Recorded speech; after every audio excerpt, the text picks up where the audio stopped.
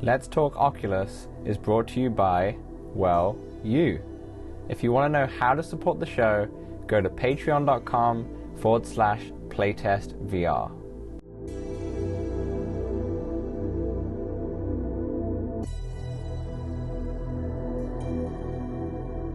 What's up, Oculus nerds? Welcome to Let's Talk Oculus episode 18. As always, I am Dan from Playtest VR, and fresh from the ponds, he's been hunting ducks all week, virtually, of course. It's Samson. How's it going? It's going well. You can see in my blur, I'm in a new location, just my style, and yeah, it's been a pretty good week. Light on VR, but yeah, I got into some duck hunt. Bit of Duck Hunt. What were we talking about Duck Hunt? It has been a slow news week in the world of VR. However, literally about an hour before recording, we've had news that potentially on the grapevine, we have a Quest 2 Plus along with the Quest Pro coming. So we'll be talking a lot about that. So it'll be a little bit of a shorter episode because of the lack of news and not much VR has been played, but I know you've been playing Duck Hunt, Samson. You've also been playing the Billie Eilish DLC for Beat Saber, so we'll talk about that. We'll talk about Until You Fall, which is the game that I've been playing. But if you want a longer podcast, last week's podcast was 2.5 hours long with Tech Man Jews. So yeah, we've been doing a lot of long podcasts, so this is going to be a little bit of a shorter one. But first, as always, a little housekeeping. Audio listeners, if you want to watch the video version, it's on the Let's Talk Oculus YouTube channel, and there's also going to be clips on the Playtest VR YouTube channel as well. All links are going to be in the description. And for you video watchers, if you want the audio one for your commutes, it is on all good podcast platforms, including some rubbish ones as well. And if you want to throw us $1, send it over at patreon.com/playtestvr. We also have a Discord channel, which will be in the description below. And if you want to write into the show, write in at letstalkoculus@gmail.com. Now, with all that housekeeping out the way, we're on to the news, and there's only a couple items on the list, to be honest. But we're going to start with the big one in terms of the Quest 2 Plus and the Quest Pro. But before we get into that part, let's just talk about the offer will be ran out on the 27th. So the people who are listening now on the free streams, this offer is now out. But I wanted to bring this up, Samson. Currently, Facebook has been offering $100 off if you buy a second Quest until September 27th, which is an interesting one. Before we found out the news of a potential Quest 2 Plus and Quest Pro, they've had an incentive to buy a second Quest for a while now. The last time being $30, right, for multiple Quests. Mm-hmm. It seems like they're clearing out stock. I don't know about clearing out stock, but they're definitely trying to get these Quest 2s in people's hands. I mean, they just released the 128, so like, you know, I can't imagine they're just trying to empty it out that fast. But yeah, they're definitely trying to push. Maybe sales are down a little bit, and they're just trying to get, you know, keep them out there, keep them pushing the momentum, to the market. keep the momentum going. Yeah. It's been interesting, even on the YouTube front. I've been looking at like some of the bigger YouTubers as well, and they've been talking about how this whole summer has been kind of a lull in VR, and I'm not saying in terms of what's coming out. I'm just saying in terms of the views for a lot of the videos and such. Like, yeah, you're right. I think the momentum of the Quest 2 is slightly drifting off. I think maybe the PS5 and Xbox more being a little bit more readily in stock is pretty much taking over that as well.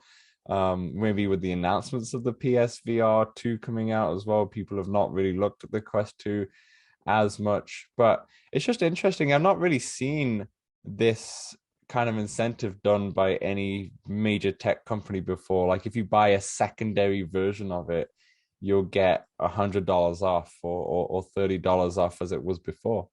As Samson, as you always buy Quest 2 to people, have you cashed in on this at all or not? I have not. I'm a little sad that I bought my the last one I bought for a friend was in early September, so it was like 2 weeks away. And Oh I man. might have been tempted to use the deal, but yeah, I think I mean I think I'm done buying Quest 2s for folks at this point. Especially with, Quest Pro, Quest Plus around the corner. I might just Yeah. give away my 64. You have a 64 and a 256, right? Yeah. Yeah, I feel as you know, if I go for the new Quest, I'll definitely be getting rid of a 64 and getting a 256 or 128 at least. But we've been talking about it already now. So the Quest 2 and Plus and the Quest Pro. So some of the listeners and viewers might be a little confused what we're talking about. So let's get on to that. And it was kind of the Quest Pro leaks have been coming out regularly on Reddit and such, and we talked about it last week with Tech Man Jew. We've had a new leak in terms of controller where the actual ring has disappeared. Now, on the video podcast, I'll put a picture up as we're talking here. The actual tracking ring has disappeared, and there seems to be a camera at the top of the controller. Okay, so that's what came out at the beginning of the week. Now the YouTuber Sadlyitsbradley has dived into this a lot more. He's dived Yeah. into the code of the firmware and he's dived into the kernel files as well. And he's found out quite a lot and he's kind of confirmed some of these leaks as well. And he has an amazing video about what he's found. It's around 10 minutes long. I will put the link in the show notes so you can see that in more detail because I'm going to quote a lot of it from it, but we don't have the knowledge to go Yeah, he go definitely so deep knows into it. he knows what he's talking about. He's done a lot of the research. He's gone into the patents as well. Yeah. And it's a pretty easy to follow video. It doesn't get too technical. No, no. And even if he's about to lose you, he brings it back and he, Yeah. he puts into layman terms. Now, so let's talk about some of the details that came from that video and what we've seen on the Reddit post. So to start off, tracking ring is gone. Okay. Now, I didn't know this until I watched his video that I thought the tracking ring there was to track the controllers, the movements and such, right? But I didn't realize that it's actually the actual ring itself is to stop the controller from drifting out of position for the headset. So essentially, the headset can see the controller using its cameras. So the actual movement of the controllers. So if you're playing walkabout mini golf and such, that's all like motion control. And this is in the very basic terms, like say the Wii controller or the PlayStation Move. It's all motion controller. However, it needs some sort of tracking to stop it from drifting out of its like coordinates and such to keep it right. So with the Quest, it uses cameras to see that. It sees the tracking ring. The tracking ring, if you see it in like a infrared light or something, you can see there's little IR lights coming off the actual ring itself. Other headsets, for example, the PlayStation VR that uses big like ball on the end of it, big glow ball, which the camera sees to keep the tracking. Some of the Valve Index and the HTC Vive use these little cubes that you can put around the room, which does similar things that the cameras do on the Quest Pro headset. But the thing is, the tracking ring will be gone, but there'll be cameras inside the actual controller itself. Now, the cameras in the controller itself allows it to track as well. Okay, so now the camera has its own tracking. The controllers have their own tracking through the camera. Now, stop me, Samson, if I'm just Yeah. waffling on here. No, keep going. Keep going. You're doing But great.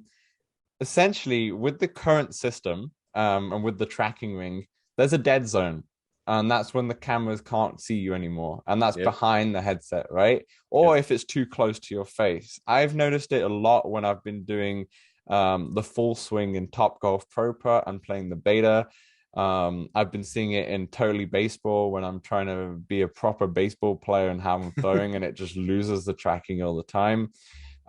Anytime that it's behind you, and I've also seen it in Thrill of the Fight when my hands are too close to me.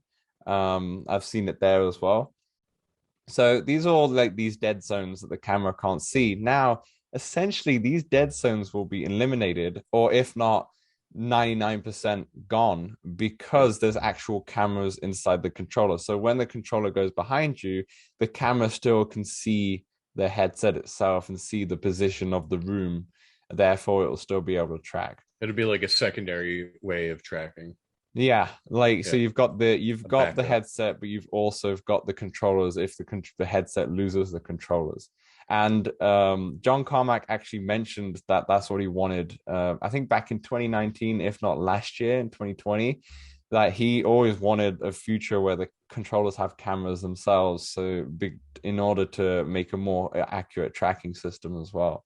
Yep. So that's the first big thing, which to me, Samson is a very exciting feature, to be honest, because I think this will change the game in a lot of different aspects. For example, start off, you can create crazy amount of different experiences now, like full 360 experiences, not Hmm. worrying about tracking losing. I mean, we've talked about it before, how even in Beat Saber, we found the tracking go lose, when it comes to the Quest 2. Yeah. So this is big. Yeah, it's gonna be great. It's like just knowing that you like not being concerned about reaching behind your head or like loot like in Beat Saber when you want to do those full arm swings, like Yeah. not losing it. I know Elite Beat Saber people probably watch me playing like, oh my god, what is he doing? Little Yeah, wrist but action. yeah, exactly. But yeah, this is exciting, and definitely gonna help improve. And I think that he said that even the inside out tracking from the headset will be different. It'll be like, I think he called it omnivision. It would Yeah. be Yeah. a constellation of light, basically just like spit out a boatload of like stars and Hmm. really improve that tracking as well. So it'll be like two double improvement. Yeah. Like the head tracking from there improved, the controller tracking improved, and I'm excited to see how well it Well, works. speaking on that, so essentially the headset itself will have like an AR scanner. Now, on a lot of new iPhones, I'm not sure when it comes to Android phones, to be honest, but a lot of the new iPhones, they all have these LiDAR scanners. In fact, I have my phone next to me here, and it has a LiDAR scanner right there. And essentially, what that does is that can scan the room, and I believe works the same way with the constellations. Now, in that respect, what it essentially is, if I scan the scanner around my room, little like dots will go on different objects, like little stars, right? Constellations Mm-hmm. is why the name is. Therefore, it gives you more accurate tracking than just using the camera to kind of judge different objects. Plus, if you're moving around all the time, that could also sway it off a little bit. Um, and then the good thing is because all those like stars, shall I say, are all on these different objects, and you can see the different depths of those objects as well. The cameras on the actual controllers itself can see them as well, so they will never get lost either. Right. So even if it's behind you, it can see the stars around the room. It doesn't need the headset to see, for example, right? So it's no longer looking at your position using the cameras and the controller tracking. Is now just looking at your whole room and environment and going off that essentially. So the Guardian system is going to be really good as well, Yeah. and bringing your couch into VR, how we can already do that and such. You can now probably build your whole room into VR It might if even you just want it. build it for you. Yeah, exactly. I mean, I've tried the LiDAR scanner on my phone when I've tried different AR applications, and it works instantly. Yeah. Like before you had to kind of scan the room a little bit, but now it works like instantly because of that LiDAR scanner. And I believe that's a similar type of technology they use in the self-driving cars, Hmm. in terms of how the Tesla works as well. Now, don't quote me on that. I know some if there's some like Tesla heads, don't quote me on that. But as far as I'm aware, that's kind of how it works as well. So I'm excited about that. He does make a joke in the video where he's like, if you scan the whole room, then Facebook gonna have the metadata and such. Of But everything. Yeah. we're at that type of world as well. And he's also mentioned that it will also include avatar scanning as well. So maybe you can use your headset to scan yourself in Hmm. the actual world as well, which has been interesting. Moving on, we talked about last week, we had the eye tracking and facial tracking features. So that's also been, I can't say it's been confirmed because in the end of the day, it's just one person looking at all the code. Hmm. But he's seen it himself. He's seen the code and see it, like it makes sense that the eye tracking, face tracking is there. Upload VR also went into that, so we're pretty much certain that that's going to be a thing. Now, when we go on to the Quest 2 Plus and the Quest 2 Pro, what we're looking at, the Quest 2 Plus, what it looks like is that it's essentially going to be pretty much the same thing as what we have now, but just slightly improved. We're talking more like the Nintendo Switch, how we've got the Nintendo Switch and now we've got the OLED Nintendo Switch, where it's Right. still pretty much the same thing. It just has a better screen. Now, what we're looking at with the Quest 2 Plus is that we're potentially looking at this is what's going to be unveiled next month at the Connect. Hope And so. Hope yeah, so. I hope so too. And essentially, it's going to be the same system, but it's going to have a better LCD panel. Now, in terms of resolution and the refresh rate, that's still going to be the same. It's going to be 120 hertz up to, and the resolution is going to be, I believe, almost 4K. Is 2K, almost 2K for each eye. But what they're going to do is, because it's an LCD panel, the blacks were also always worse than what it had on the Quest 1. Because the Quest 1 had a OLED panel, right? Yep. Originally. Yep. Yeah. People have always said that one of the downsides, the blacks are not that great. And when it comes to like horror games or things that are very dark, it breaks immersion a little bit because they're a little bit more gray. So to solve that, what they're going to do is they're going to still have an LCD panel, but they're going to have two panels inside the headset, and they'll have one monochrome one for black and white, and then one color one, and then they'll be like we'll just say parallel to each other, and therefore the blacks will be better. And so it sounds like a little bit of a minor improvement. Um, Samson, can you remember if there was like potential face tracking or eye tracking in this one? I don't know if there was, to be honest. I don't recall. Yeah, you probably have to watch the video just to get a little more of a confirmation on that one. But that's what I got is what the Quest 2 Plus is going to have. Which is going to be interesting in terms of the price points, right? Because if they just brought out the 128 Quest, Hmm. is the 256 one now going to disappear and that's going to be replaced by a Quest 2 Plus at 256? Right. Yeah.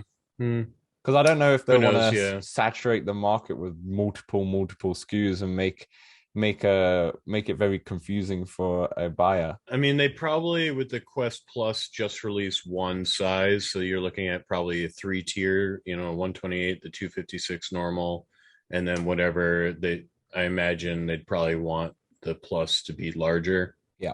as well. So maybe just like make it also 256. I don't know. Mm-hmm. But yeah, I imagine over the course of the next year and a half, like they'll probably want to get rid of that supply, release the plus, go through that, and then eventually the pro comes out, Yeah. and then god, I mean, yeah, I imagine the one Quest plus and the Quest Pro to be what's initially competing with PSVR 2 and whatever Apple comes out with. Yeah, I think it's what I also is strikes me, which is very interesting, is that the naming convention is that the Quest 2, Quest 2 Plus, Quest Pro, it's not Quest 3 or anything like that. So what Right. that says to me is that they're not going to plan on getting rid of the Quest 2 or anything. I know people are probably scared. They're like, "Oh my God, I just bought a Quest 2." Samsung's bought about 20 Quest 2s, and he's like, God damn, now I'm gonna have to buy everyone Quest Pros. But it sounds like, I think because how powerful the chip is in Quest 2, I think that's gonna be fine for ages. It'll be probably similar to the PlayStation PS4 setup where they had the PS4, PS4 Slim, and then they had the PS4 Pro. And yeah, the PS4 original was like it had a worse wireless card and such, but in the end of the day, it still ran all the games fine. And I think that's going to be the same. And I think as soon as the Quest 2 Plus comes out in November, if it comes out, in that time, if it has unveiled next month, I think the Quest 1 has gone in terms Yeah. of mandatory support. I think from January 1st, mandatory support for the Quest 1 is gone, which is amazing for devs. Obviously not good for people who own the Quest 1 because they're kind of forced to upgrade, but it has been 2 years now, so it's not too bad. In the VR space anyway. I do think Sadlyitsbradley did mention that he thinks that the Quest Plus and the Quest Pro will still be using the XR2 chip. So he does think that don't worry if you just have the regular Quest, like all the games are still going to be just as playable and just as like accessible for them. It's not so much like the Quest 1 jump to the Quest or Quest 2 jump from the Quest 1. It'll be, it'll like surprise me if the Quest Pro has the same chip. It will surprise me too, but I'm just going with what he said. Now let's talk about that. We talked about this last week, but let's just bring this up because obviously we're on the topic. Eye tracking and face tracking is going to be in there, so there's going to be like more cameras in the actual headset itself. I would be surprised because I would say if that's the case, if they're using the same chip for the actual Quest Pro, now the Quest Pro is now slated for next year to come out now. If they're going to bring it out with the same chip, then why not just get rid of the Quest 2 on the line as well and just have the Quest 2 Plus be the norm going forward? Is that just that's just the new SKU of the Quest 2? It's an interesting one. It's one of those ones that you just can't really say much until we find out for real, But the naming convention just means it's a family of devices. It's like what the Xbox did as well. The Xbox One, no matter what they did, they had a powerful one, they had a slimmer one, they had all these ones. But I remember the Phil Spencer, the main guy at Xbox, he said that because it's still called Xbox One, the whole thing's a family of devices and all the accessories are going to work on everything, which brings me to my next point is for Quest 2 owners, would they be able to buy these new controllers? Ooh. Oh, and just to help with that. Yeah, that's a good question. Who knows? It's a good question, but at the same time, like it depends because if this Quest we don't know if the Quest 2 Plus will have this system, if the Quest 2 Plus does have the new controllers, then I can see that we can probably buy the new controllers if you wanted to. Yeah, and just be like a software update to allow it to see them. Yeah. Exactly. I mean, honestly, the controllers are not cheap. I think they're like 60 or 70 USD per controller if you're trying to get a second pair. And I can only imagine ones with cameras in them will be more expensive. So I think they're even more. I think they're even more, to be honest. But so you're looking at like probably $80 to $100 per controller. Yeah. And at that point, you may as well spend the extra, They are really expensive, yeah. The other thing, though, is that he says in his video that the headset itself will have the like IR LEDs, the stuff that is currently on the tracking ring, the stuff that will be on the little blocks that you can get from Valve or the HTCs. So if that's the case, then maybe the new controllers don't come out on the Quest 2 Plus, and that's a Quest Pro only feature, which makes more sense to me, judging on what the leaks that we've seen and the rumors that we're seeing right now. But I think if they are available for Quest 2 Plus, I feel like you'll be able to buy them. But yeah, the weird thing is as well with VR is like with a PlayStation, for example, sometimes a lot of the times it makes sense to have a second controller. With the Quest 2 though, it's such a solo thing, a solo device. It's weird to have multiple controllers, Imagine a game where you're playing with two people in the same room and like you give two controllers to somebody like sitting on your couch and you're in VR and they can still take part in your experience. That I never even thought of that before. You just brought that up.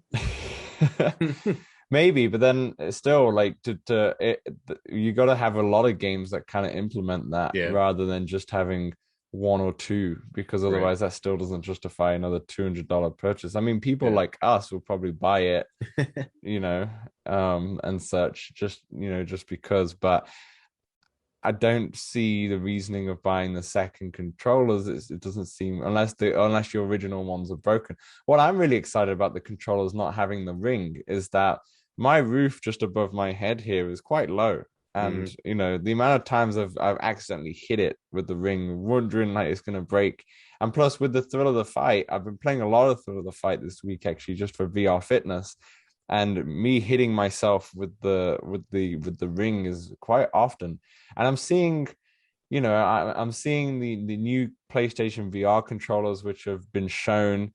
They have a kind of ring-like design, but it's just completely different, right? Yeah. It's more of a handles, and the Deca Gear as well have just shown off their revised controllers, and they have like one of those side rings. Everyone does it their own thing, but it'd be like a big breakthrough if Oculus can get rid of them. I wish, speaking about PSVR 2, I've just recently got a PS5. So I've tried out the controller with the haptic feedback for the first time properly. I've played it at a friend before, but like properly sit down and messing around with myself. And the haptic feedback is amazing. It is weird because on one of the games, the Astro's Playroom, which is more like it's really good actually for a game, but it's more of like a controller demo. When you're like skating on ice, it does feel like it doesn't feel like you're on ice, kind of say, but it feels like you're on a skate in terms of you're just on this little thin kind of platform, and Hmm. if that vibration kind of echoes in the controller, and obviously using the triggers as well. Once you're in this like spring suit, and you got a spring up on top, and the springs feel like actual springs on the actual adaptive triggers. I hope that these controllers have technology like that because I don't think that will come out on the Quest 2 Plus then, but I think on the Quest Pro as well. I think if that's going to come out next year and the PSVR is going to come out next year, and who knows what other companies are doing out next year as well. Um, I feel like the haptic thing is going to be a big game changer for the PSVR, and I hope Hmm. that the Quest Pro will have this in their controllers too. Yeah, I definitely hope it becomes the norm. I have not had the chance to really experience the haptic feedback or like how that feels on the PS five controllers, but I mean, I love haptic feedback. I love my B haptic suit, so like I can only imagine. Can you imagine like a control? I just thought about this. This might just be impossible and some out of something out of some sci-fi. But can you imagine if you're like in a cold room in VR and your controllers get colder as well? So, That would be sweet. just like little stuff like that. It just adds to the immersion. It just adds to immersion. But yeah, that's everything we know kind of with the Quest 2 Plus, which came out of nowhere. I don't think anyone was expecting something like that. And the Quest Pro. The Quest 2 Plus sounds like they just this should just be the next Quest 2 Hmm. like revision. Let's just call it the new Quest 2 or something. I honestly I think if the Quest 2 Plus is only LCD panels are better, I, I personally I don't think I'm gonna get it. I know you will, Samson.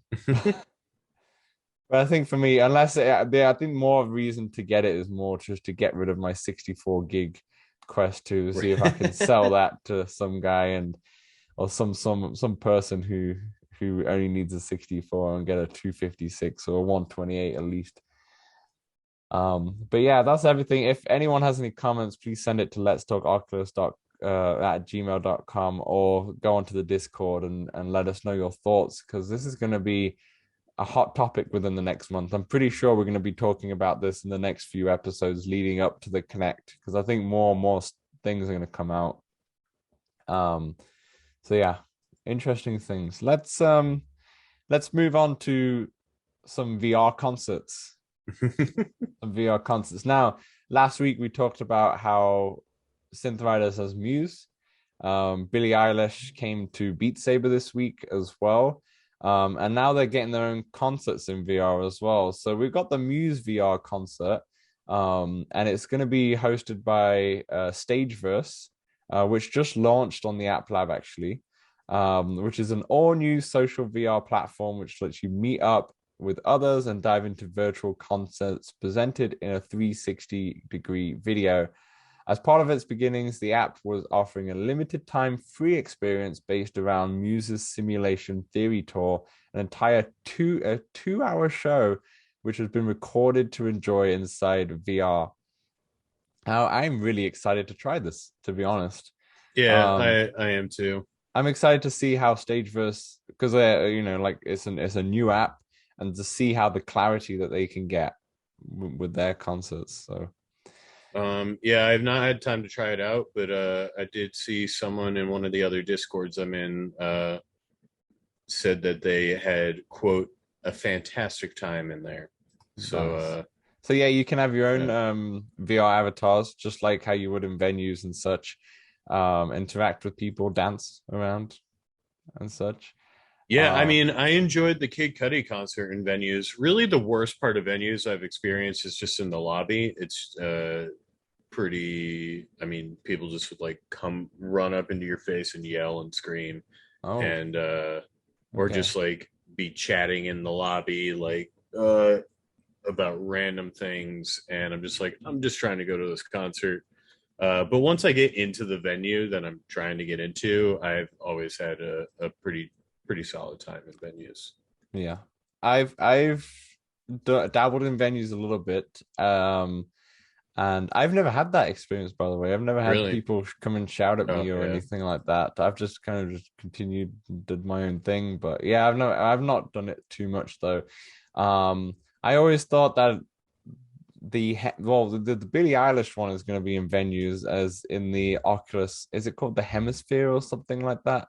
Yeah, I'm not sure. Yeah, so that's going to be more of a also just going to be more of a 360 video rather than having a feeling of being in there, At the which is concert.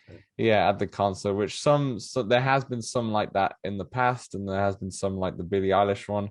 Um, First of all, I'm excited that two big DLCs from Synth Riders and Beat Saber are both getting their own concerts in VR too. I kind of like that. It's It well kind of timed on their well part. timed, which is kind of nice because I think people who have not listened to Muse that much, for example, maybe getting into it because they've been playing it and be like, oh, this is actually kind of fun, and then going to see the concert. Like I would have seen the Caravan. Is it Caravan Club? Is it Synth Riders? Yep. Caravan Palace. Caravan Palace, so yeah, Caravan Palace. I would have happily seen a VR concert with them after doing the Synth Riders because I still love that one. Um, by the way, speaking of synth riders, I know we always bring it up every single podcast. We should have our own little synth rider section, just dedicated because it always comes up. I've played little synth riders this week, and I've now moved on to expert All in, right. into a lot of songs now, a lot of songs. Now I did the one or two experts before, but now it's pretty much Yeah. uniform. When you play lower than expert, you're like, It why is this feels so slow. easy? It's Yeah. slow, it's slow, and it's especially the electro swing ones.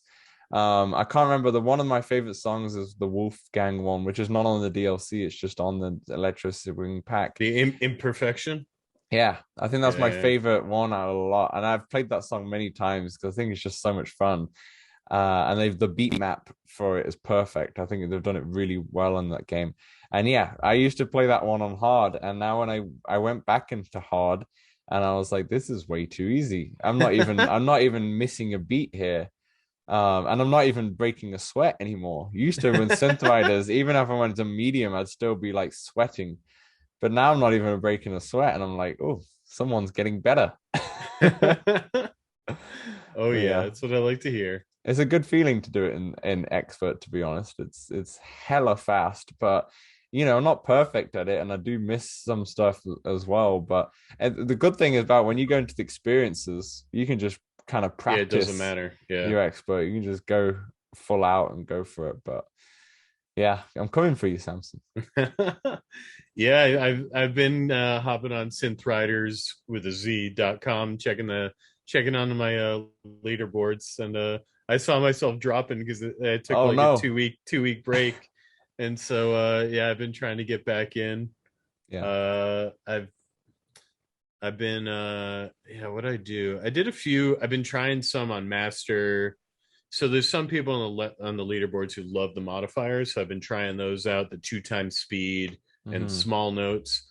And Yeah, I filmed myself in mixed reality doing a couple like songs that was like that were so hard, and then I checked the video, and of course, like my body got out of sync with the controllers. I was like, oh, I can't even post this.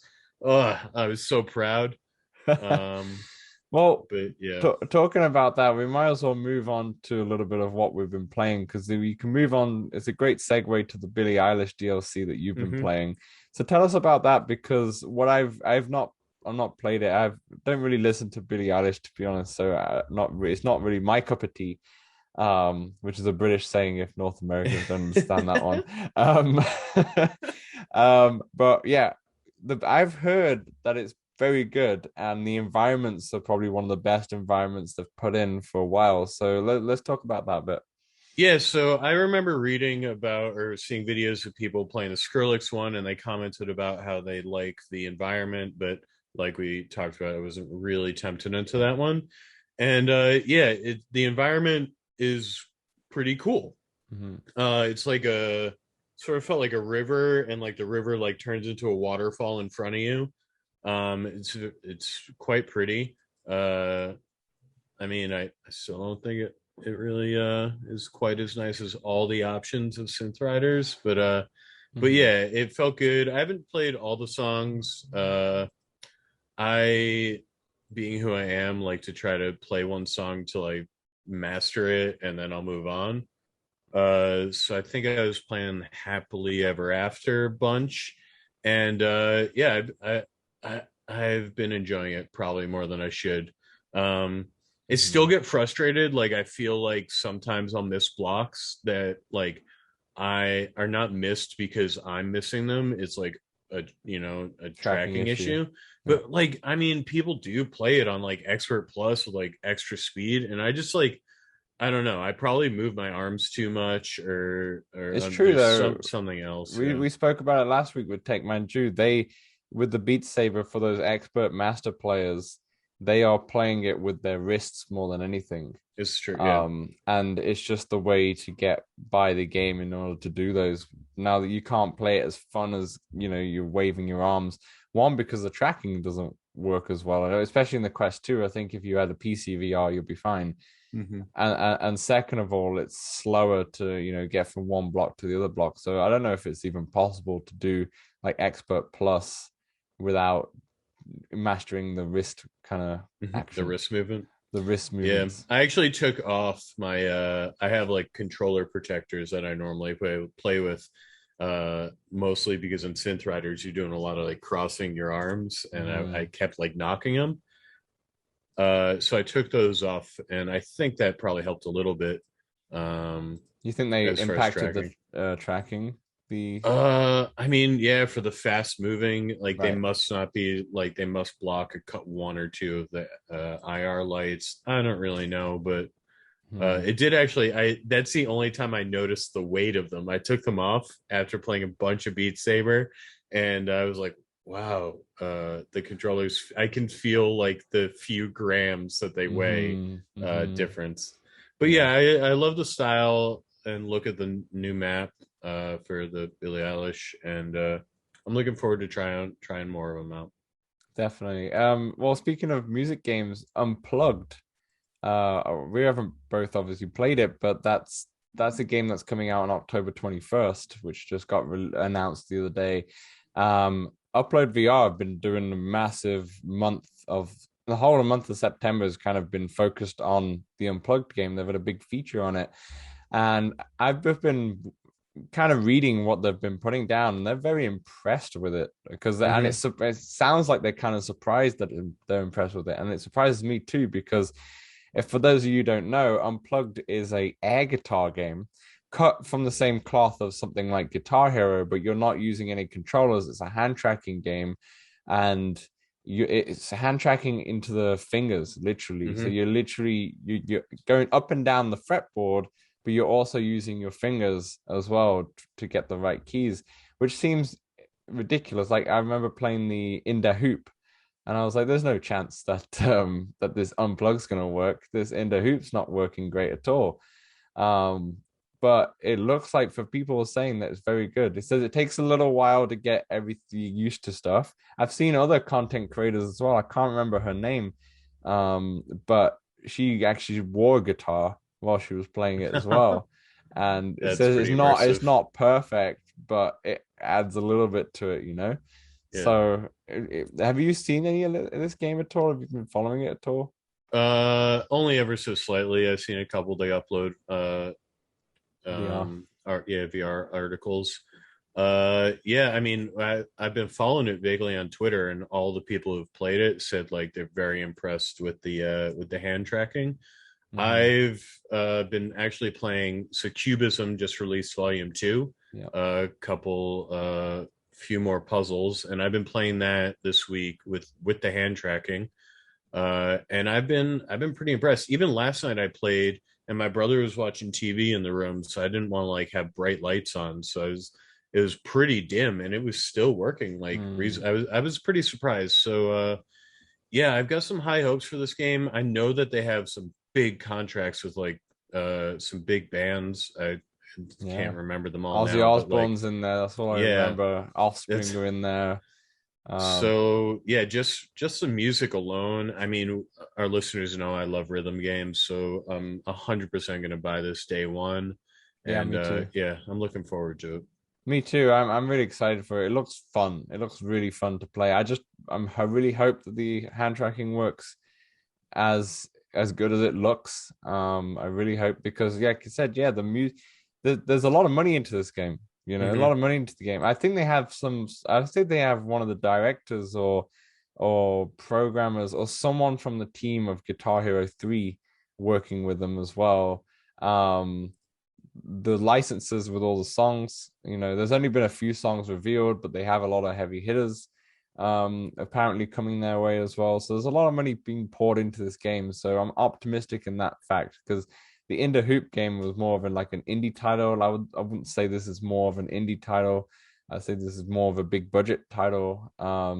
So I feel like it's going to be good. I'm optimistic. I'm optimistic. Yeah. And also I want to try it out with just putting my guitar on and seeing Hmm. how that feels for the extra immersion. Yeah. But I like the fact that how they've done like this game is that it makes you feel of what I'm reading, it makes you feel like you're on the stage on the concert and you see people and at the start there'll be a few people and as you get better and better and level up and go Oh, through there'll like be more and more yeah, people that's in the cool. crowd and such. Um I hope that I can get the guitar and smash it at the end, you know. That's what I really want to do. Just go, you know, Smash a virtual guitar, yeah. virtual guitar, my hand tracking, I'll hit my bed or something and break my own hand. But I'll be like, this is rock and roll. Woo! Yeah, Love you, Vancouver. yeah. All in my bedroom, just alone. But I no, I think I'll be buying this day one unless the reviews say it's not as good as what people saying, you know. So I'm excited for that. What else? You've been playing a little bit of Duck Hunt, right? Yeah, so I saw a video, I think it was Lipnox. He released a video on Duck Hunt VR. It's available free on SideQuest. And I mean, what more to say? It looks, it feels, and it sounds like Duck Hunt, just how you remember. I mean, it's not a game you're gonna like spend hours and hours and days in, but if you're feeling like nostalgic, I'd say check it out. It was pretty cool. It's very I similar to the well, it came out on NES, right? Duck Yeah, it's Hunt? Yeah. identical to the NES. Yeah. Outside, you're not like looking at a screen. Like you can do 180 degrees or 360. Hmm. I did 180 because I was trying to film it in mixed reality. It did not work, but Hmm. yeah, and I mean 360 seemed like uh, I need to practice 180 first and then move my way up to Yeah. 360. Yeah, definitely. But is it Um, relaxing at least? Yeah, I mean, as relaxing as like Duck Hunt could be, I guess. Not as relaxing as Cubism. No. But yeah, it is exactly what it's trying to be. And I was pretty impressed with how it felt and how it sounded. Like Hmm. you hold the little light gun thing and uh yeah, it feels just how I remember it when I was like 5 playing Duck Hunt. Nice. Is that a free title or? Yep. Free on side. You do have to side quest it. Yep. Yeah, fair enough. And is only two you've been playing, or as well as a little bit of basic synth riders as well? Yeah. So I got into the Billie Eilish, played a little bit of Synth Riders, and then Duck Hunt and Cubism. Mm-hmm. And then I did just join Tab Games Samurai Slaughterhouse Patreon, and he released his first like couple builds. I've not had a chance to get into it. That's only PCVR. Okay. And he just had an interview with Eric for President where he's gonna also be developing it for PSVR 2, Oh, nice. and hoping that it'll be like a release title for it. Mm-hmm. But it looks very cool, and I'm heading to Vermont this week, so I think I'll be able to try it out there. Uh, yeah, it looks amazing, and I'm looking forward to talking more about it. Awesome. How about Awesome. yourself? What you been playing? Um, I've not got much VR in, but I have been playing a new title. Or I want to say new title. It's an old title, but new to me is Until You Fall. Now, I got recommended this by Mateo311. He's a YouTuber and on Twitter, and hopefully he's coming onto the show soon as well. A little sneak preview. But I put out a tweet saying I'm starting a VR fitness regime, like see how, if I can make like a routine out of it. And he said, I hope you've got Until You Fall in that list. And I was like, I've actually never considered it because I'm not really into the so Until You Fall is like it's like a medieval type game in terms of theme. And it's a roguelike game. I didn't know it was a roguelike game. But the medieval theme doesn't really get it for me, so I never looked at it. I saw the knights and I was like, yeah, I'm not into that or whatever. But I got it just to try it out because he said it's good for fitness, and it's an excellent game. It's really hard. There's three different difficulty levels. There's some sort of easy mode, and then there's challenging, and then there's like an expert mode.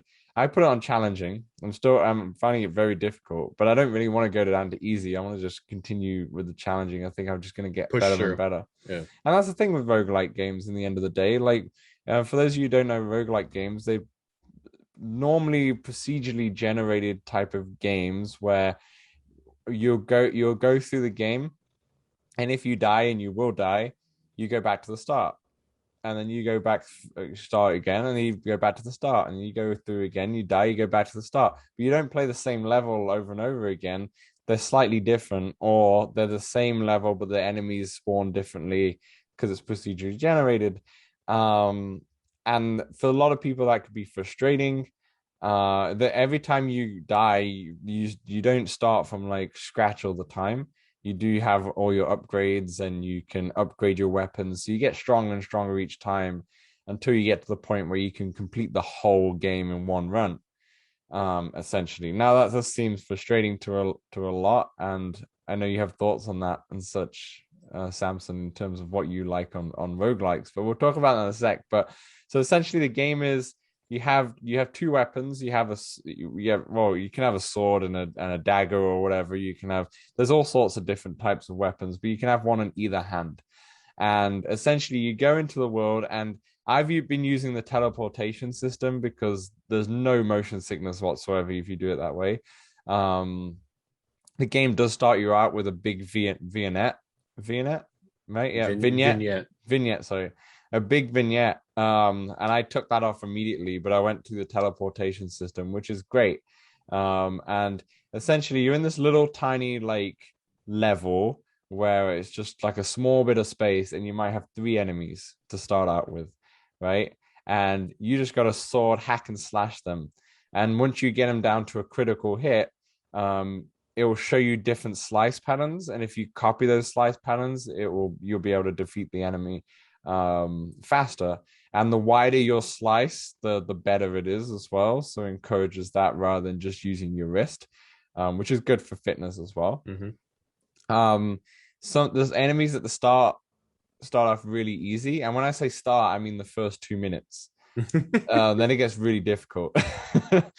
So you have different types of enemies. I've not even got past the first kind of major part yet because I've not even got far. I keep dying. but you have your standard kind of, I would say, like zombie type. Um, yeah, I would say like zombie medieval characters, which are really easy. Once you level up to maybe level 3 of your sword, you can hack and slash two slices and they're done, right? Then you get the other ones which have a little bit of armor on them, um, and they take a little bit to defeat. And then you've got the full-on knight who is fully armored, which is sometimes ridiculous to defeat. And that is only the start bit. I've not even got past anything yet.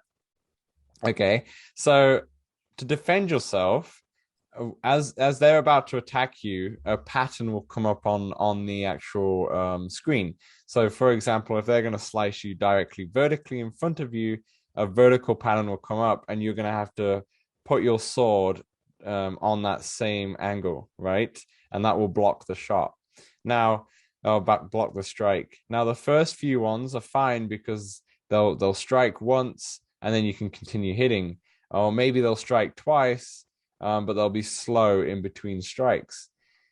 As you get further and further, for example, the knight sometimes strikes you 3 times and they're quick strikes. So sometimes you have to hold both hands up at the same time, or you have to move very quickly. Sometimes he'll mix it up and he'll hit you 4 times or something. There's an extra time above you and such. So you got to be quick. And thing is, if he strikes you maybe 3 times, you're pretty much You're done. done. Yeah.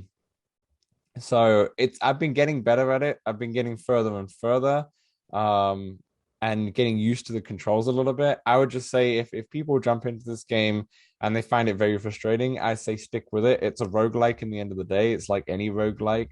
You just got to stick with it and keep going. You'll get better and better. And it's very satisfying when you block like 50 different, attacks. Because sometimes you get the knight coming at you, who is ridiculously difficult. And then you get someone else coming at you at the same time from a different angle. And it's a 360 game.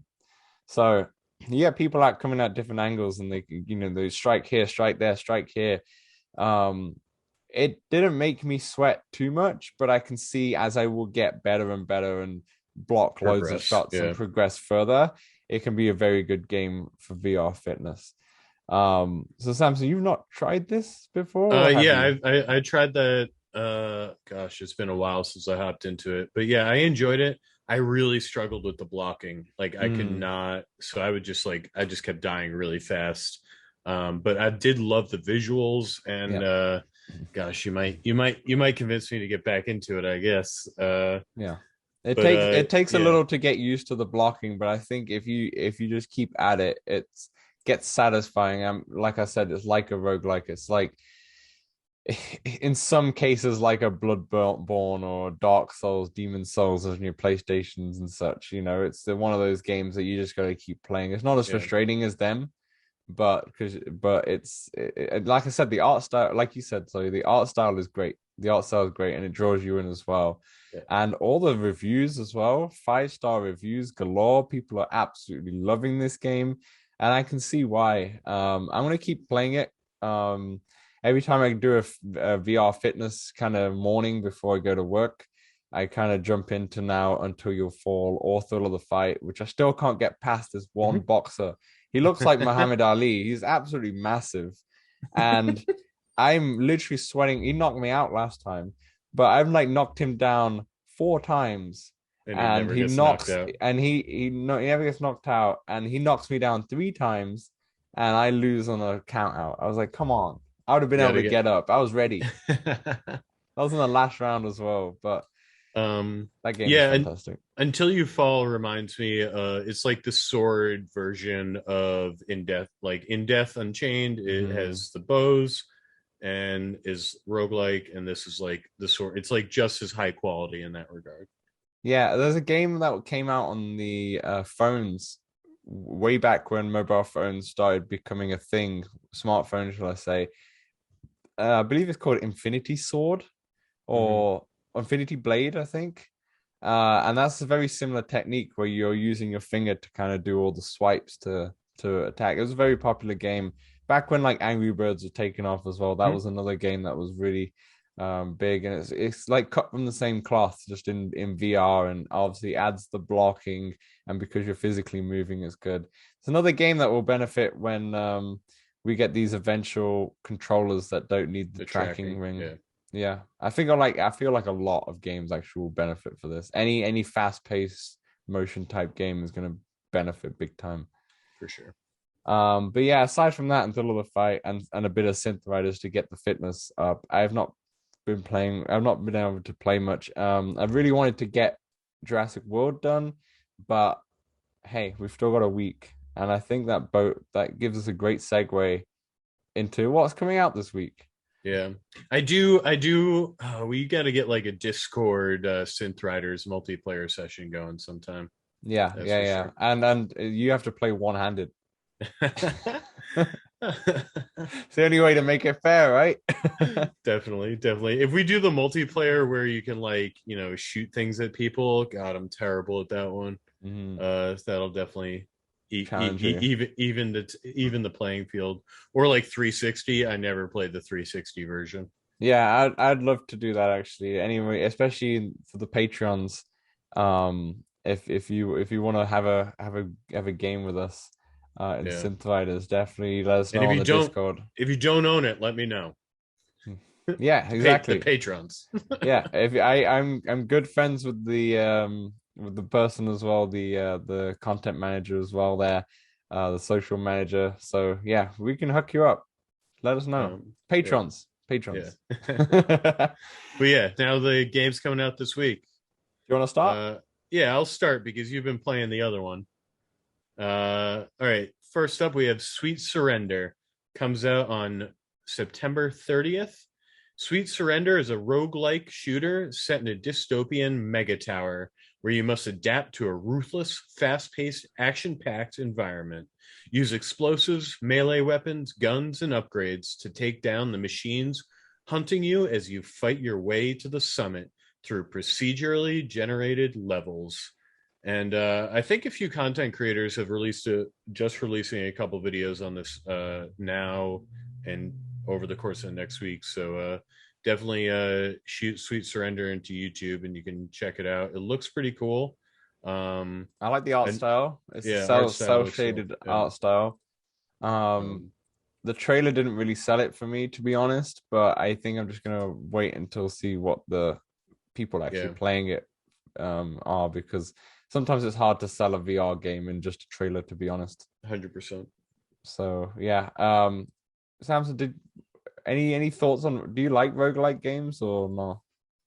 I mean, I just find that like the way I play game, like a roguelike game, you got to really dedicate a lot of time to, I feel like, to really progress. And Mm-hmm. so like I mean, I love In Death and I enjoyed my time in Until You Fall, but I just have a hard time like I'm gonna like play them and then put them down for a while and then maybe go back. And so I'm just like I always find that I stay at like the most basic of Mm-hmm. level in them. You need to be Uh persistent with them. yeah, I much prefer like so I played Star Wars, right? Like and now I haven't played it in like a week or 10 days, but like I can go back at any time and just pick up where I've left off Yeah. and sort of it'd be easy to sort of pick up where I am. Whereas yeah. Yeah.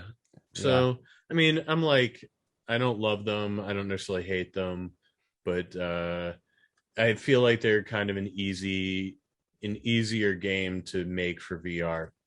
I'm not gonna lie, I kind of agree with you. I'm not a big fan of roguelikes. Simply for the similar reason is that I feel like I have to dedicate a lot of time to it. And if I haven't played it for a long time, I have to start all this muscle memory and everything again. I know this is not a VR game, but one game that's on the PS5 is called Returnal. And that's got really good reviews. And it's a roguelike game, but there's no save system. So you got to keep your PS5 on kind of for the That's whole crazy. game. And it's like a 30-hour game or something, or a run takes 30 hours. It's There's ridiculous. no save. There's not really any saves. No, you Wow. no. Yeah, and it's put me off buying that game because it looks amazing, but because of that, if they bring saves in, I would 100% play that, so I can save the game halfway through and continue. Hmm. But it's not really like that, which is a shame for me personally, just because I'm not a big fan of dedicating. Plus, my PS5, I always move it from my bedroom to my living room because of my housemates, so Hmm. I can't just leave it on.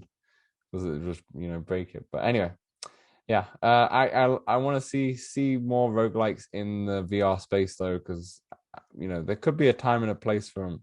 Because I am definitely enjoying Until You Fall, so I'm gonna definitely check out the reviews for this. But that leaves us on to our second game that's out this week, and that's Jurassic World Aftermath Part 2, which is out also on the 30th of September, and it will be $14.99. Bringing the story to a thrilling conclusion, Jurassic World Aftermath Part 2 picks up right where the players left off last December, or yesterday for me. Having crash landed on Isla Nublar, your mission to recover top secret research becomes even more straightforward mission to survive. Doesn't make any sense. Hold on. Your mission to recover top secret research becomes an even more straightforward mission to survive. Okay, I think that's what they meant. Pursued by clever velociraptors, vicious petranodons, and at least one roaring T-Rex. I butchered that last name, but I never think it's a mind. silent P, like pterodactyl. Yeah. Yeah, fair enough. Yeah, okay. Whatever. You'll need to use your wits to stay alive, stay hidden, and ultimately escape the island. Jurassic World Aftermath Part 2 sends you sneaking through the brand new locations, including Dr. Henry Wu's private office and an underground facility hidden far from the public's prying eyes. Solve new and intricate puzzles and discover Isla Nublar's remaining secrets, assuming you can avoid becoming a T-Rex's lunch. Not really heard anything about the game yet because it's just coming out. I've not really heard and just not seen any reviews or anything yet. They're not out as time of recording, but I haven't finished Jurassic World Aftermath. Like I said, I wanted to do it before this comes out, and I think I will because there's still a few days till it, and I might play a lot later on today actually because I'm off today. But I pick up from what I was saying last week's podcast with Tech Manchu. The game's getting better and better as more and more I'm playing it. So I'm excited, and I think I'm around a half an hour left in the game left to play, and I already know that if I played this back last year, I'd been really disappointed because it feels really short because it's one of those games where it takes so long to get into. The first first hour or so is so slow, as I've discussed before. The fact that when you finally getting some flow into the game, it's about to end, and I was like, oh, okay, this would have frustrated me, back then, and I'm glad I waited. So I'm really excited about this, and this will come out on the 30th, which will be the day of when we record. So I don't know if I'll be able to play it by the next podcast date, but we'll see. We'll see. I definitely would have finished the first part by then anyway, so I'll have my full thoughts on the first part for people who have not played it. Speaking of which, Samson, did you ever get to the second part of Star Wars yet? Or are you still No, not I'm there? still making my way through that first part. Hopefully Yeah. this week I get back in. Hopefully by the time next podcast does, we've both finished the first parts of the games Yeah. that came out last year. Welcome to Let's Talk Oculus, where we play games later. But yeah, I'm excited to play it now that I'm into it. And speaking of the games as well, I forgot to mention on last week's podcast that the Walking Dead Saints and Sinners Aftershocks update was coming out as well, and that's now out at the time of recording. I think it brings 8 extra missions to the storyline as well as some other features as well to the DLC. And I've seen the reviews. I've not finished Walking Dead. I loved it though. I've just never been out. It's a long game to spend in VR. I just never got a chance of finishing it. I hopefully will, maybe at Christmas time or something, get back into it and finish the whole game because that game is phenomenal. But according to the reviews, very well, Yeah. very well received. Very well received. Like just leading on to just making it the game that's already great even better. With this extra DLC. So that's good to see. That's good to hear. Another Definitely. game that will thrive on the lack of tracking spheres, because the amount of times I behind me to grab my bat, and then when I bring my bat in front of me, the bat's lopsided, and I'm like, oh, okay. And this takes a second. Readjust. Exactly. So another game that will be that'll benefit. But that's everything, Samson. Anything to sign off? You got any VR plans coming up next week? Uh, no real VR plans. Taking a little vacation to Vermont. Leave tomorrow. Be there all week. Till just our next recording session, probably. Excellent. So I'll be there alone. I'll be taking some nice walks on Lake Champlain, going to Burlington, and getting in some VR time. Checking out your using more of your Facebook stories or Ray-Ban stories, Oh should I yeah, say, yeah, yeah. glasses. Oh yeah, hell yeah. Yeah, the winter's coming up soon. You're gonna have to just wear them during the Christmas time with the shades on. What's I going on here? was I was doing something inside, and I was like, I wish I had kind of gotten the non-sunglass Standard version, ones. so I could, yeah, so I could just wear them. Can you get But non-sunglass versions for people who don't need glasses? I imagine so. I would Just imagine like, so too, just as yeah, like fashion thing, yeah, right? But you still enjoying them?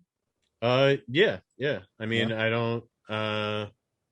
I mostly use them on like the dog walks to like listen to music. Yeah. Actually, I Fair. did take my first phone call Oh, on okay. them, and I asked the person like, how do I sound? They said pretty good. I did, so there was one day where I wore them, and it was kind of a rainy day, and I wear them on walks, so I tend to get a little sweaty. And she said that it sounded like there's a little bit of water. So I mean Hmm. that might be a little bit concerning, but Especially hopefully for it's the non-sunglasses types, yeah. like the actual glasses type. That But always be yeah, concerning we'll see. if water can get into it. I don't know if they said it was waterproof or water resistant or anything.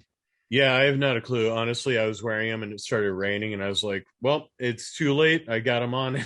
Like, I guess we're gonna find out. Yeah. But I do think they have a solid return policy. So if they are damaged, I imagine I could try to send them back. Yeah, fair enough. I was thought if I could quickly Google it, but I can't. I can't find it. It just says the Ray-Ban storage and charging case are not designed to resist to water splashes. There you have So it. they're neither waterproof nor splash proof, which is kind of a not a great thing actually.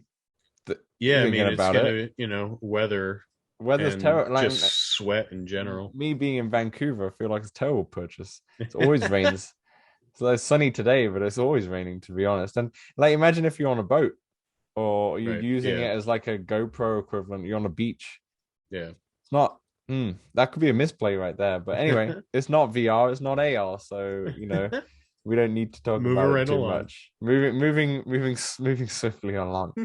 Exactly. Yeah. I think for me, I'm gonna try and get Jurassic World done. And play more until you fall.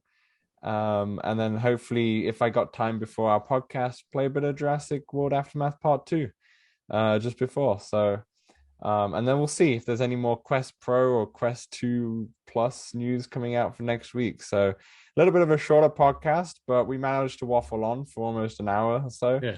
So, as we always do. As always, thanks for listening. All the links are in below if you want to follow us on Twitter, if you want to join the Discord, if you want to throw us $1, if you want to send a question in Let's Talk Oculus, all links are below. And like I said, for the video and all the audio versions. But as always, thanks a lot for spending your hour with us. I will see you next Tuesday. Have a good one.